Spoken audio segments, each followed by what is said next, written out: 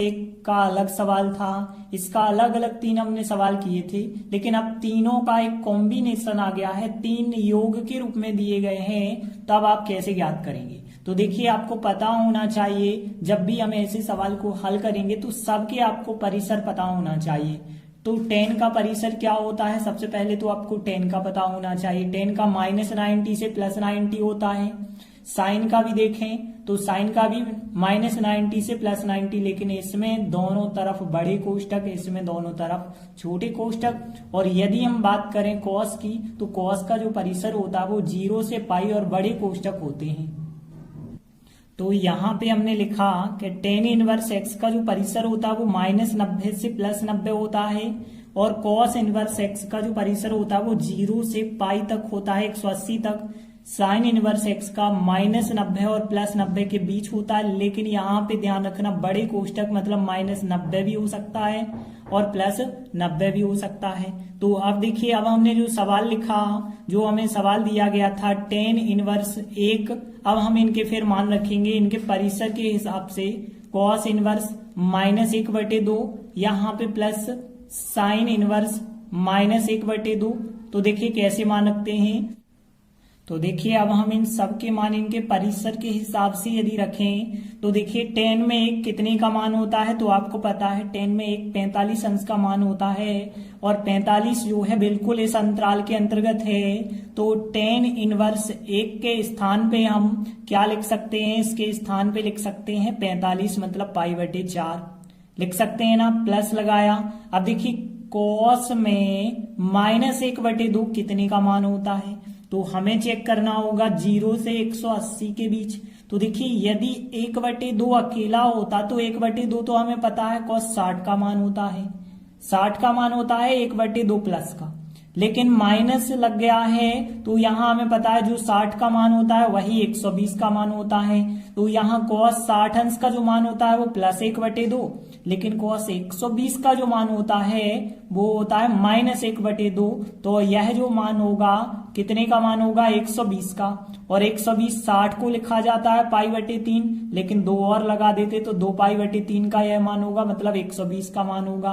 अब देखिए, यहाँ भी यदि हम देखें साइन में 1/2, तो हमें पता है साइन 30 का होता है, लेकिन माइनस चिन्ह लगा है, माइनस चिन्ह लगा है तो यहाँ पे यह मान कितने अंश का होगा। तो देखिए, साइन में बात करें -90 और +90, 90 से आगे बढ़ ही नहीं सकते हैं आप। तो यहाँ भी यदि हम बात करें, ये होता था 30 का, लेकिन 30 का तो +1/2 होता है, तो यहाँ पे फिर हमें -30 लेना पड़ेगा, मतलब माइनस के π/6 लेने पड़ेंगे। और आगे यदि आप सॉल्व करेंगे तब तो इनका एलसीएम लेना पड़ेगा। तो यहाँ 4, 3, 6 का एलसीएम कितना होगा, 12 होगा। 4 का भाग 12 में करेंगे 3 बार, 3 का पाई से करेंगे तो 3 पाई आएगा। 3 का 12 में 4 बार, 4 दूनी 8 पाई हो जाएगा। और यहाँ पे 6 का 12 में 2 बार, 2 का गुणा -π से करेंगे, -2 पाई हो जाएंगे। और आगे यदि आप सॉल्व कर देते हैं तो यहाँ 3 और 8 11, 11 में से 2 पाई यदि आप अलग करेंगे तो 9 π/12 आएगा। और इसे आप और सरल कर सकते हैं, 3 से काट सकते हैं, 3 त्रिका 9 और नीचे 3 चौके 12, तो 3 π/4 आपका आंसर हो जाएगा। देखिए, अगला 12वां क्वेश्चन यदि हम देखें तो cos इनवर्स 1/2 और 2 साइन इनवर्स 1/2 का मान हमें ज्ञात करना है, क्या होगा। तो पहले तो हमें इनके परिसर पता होने चाहिए। तो cos का हमने अभी परिसर बताया कि 0 से 180 तक होता है, साइन का -90 से +90 तक होता है। तो सबसे पहले हमने लिखा cos इनवर्स x का जो परिसर होता है वो 0 से π 180 तक, और साइन इनवर्स x का जो -90 से +90 तक होता है। इसीलिए हम कह सकते हैं, अतः यदि हम इसका मान निकालेंगे तो देखिए cos inverse 1/2 plus 2 sine inverse 1/2, तो इसका मान जो है इसके परिसर के हिसाब से निकालना होगा।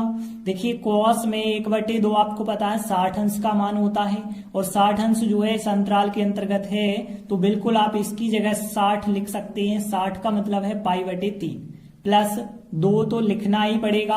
और साइन में यदि 1/2 देखें तो साइन में 1/2 होता है 30 अंश का मान।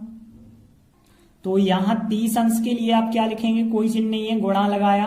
30 अंश के लिए हम क्या लिखते हैं, π/6। अब देखिए और आगे सॉल्व करेंगे तो π/3, यहाँ 2 से आप काट सकते हैं तो 2 एकम 2, 2 3 6, π/3 यहाँ भी आ जाएगा। देखिए 3 इनका एलसीएम हो गया है, 3 से 3 कट जाएगा पाई, प्लस यहाँ 3 से 3 कट जाएगा पाई आएगा, और 1 पाई और 1 पाई 2 π/3 आपका फिर आंसर हो जाएगा। देखिए अगला 13वां क्वेश्चन है, यदि साइन इनवर्स x का मान y हो तो आपको बताना है कि यहाँ y का मान क्या होगा। y का मान मतलब परिसर बताना होगा कि यहाँ साइन इनवर्स का परिसर क्या होता है। इन 4 विकल्पों में से सही विकल्प आपको बताना है। तो देखिए हमें पता है चूंकि साइन इनवर्स x के मुख्य मान का जो परिसर होता है वो -90 से +90 तक होता है, और दोनों तरफ बड़े कोष्टक होते हैं। बड़े कोष्टक का मतलब यह संख्या भी शामिल होगी और यह संख्या भी शामिल होगी, तो हम फिर कह सकते हैं कि अतः जो साइन इनवर्स x बराबर y है तो जो y का मान होगा, तो इसलिए हम कहेंगे कि जो y का मान होगा वो कहां से कहां तक होगा, -90 से लगा के +90 तक होगा। तो हमने लिखा -90 से लगा के का मतलब है बराबर का चिन्ह भी आपको लेना पड़ेगा, और +90 तक होगा तो यहाँ +90 भी शामिल हो सकता है, तो बराबर का चिन्ह -90 भी शामिल हो सकता है, इसलिए बराबर का चिन्ह मतलब इसका बी नंबर का आंसर करेक्ट आंसर होगा। देखिए अगला सवाल है, tan इनवर्स करनी 3 sec इनवर्स -2 का मान बताना है, इनमें से क्या होगा। तो देखिए जरूरी है इसका परिसर पता होना और इसका परिसर पता होना। तो देखिए हमें tan का परिसर तो पता है कि -90 से +90 होता है, छोटे कोष्टक बने होते हैं, और जैसा cos का होता था वैसा ही sec का होता है। तो sec का 0 से पाई तक तो होता है, लेकिन 90 छोड़ करके होता है। तो देखिए हमें पता है tan इनवर्स x का जो परिसर -90 और +90 के बीच तक होता है, और sec इनवर्स का 0 से 180 तक तो होता है, लेकिन 90 छोड़ करके। तो देखिए तो फिर जो हमें मान निकालना था, देखिए हमें निकालना है tan इनवर्स करनी 3 का मान माइनस फिर sec इनवर्स -2 करना है। तो अब ध्यान देना इसका मान आप कैसे निकालेंगे। tan में आप पता कीजिए करनी 3 कितने का मान होता है, तो ये होता है 60 अंश का मान। तो आप इसके स्थान पे 60 अंश बिल्कुल लिख सकते हैं, तो यहाँ पे 60 अंश हो जाएगा। 60 अंश को क्या कहते हैं, पाई में π/3 कहते हैं, क्योंकि यहाँ 60 अंश और इसके अंतर्गत भी आ रहा है, तो आप ले भी सकते हैं माइनस।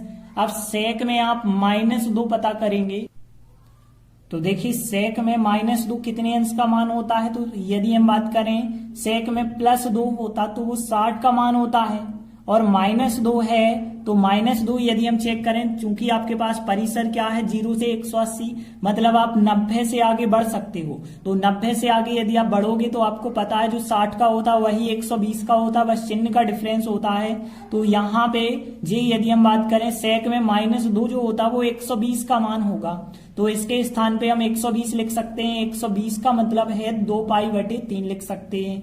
अब देखिए आगे सॉल्व करेंगे, 3 एलसीएम होगा, और यदि आप 3 का भाग 3 में करेंगे एक बार जाएगा, 1 का पाई से करेंगे तो पाई, -3 से 3 फिर एक बार जाएगा, 1 का 2 पाई से करेंगे तो 2 पाई आएगा, और यदि आप आगे सॉल्व करेंगे तो पाई में से 2 पाई घटाएंगे तो माइनस का पाई बचा होगा /3, मतलब -π/3 आपका राइट आंसर होगा। तो बी नंबर का आंसर सही आंसर होगा। तो इस प्रकार से हमारे पहली प्रश्नावली 2.1 कंप्लीट होती है। आगे के वीडियो में हम आगे की प्रश्नावली शुरू करेंगे। तब तक के लिए धन्यवाद।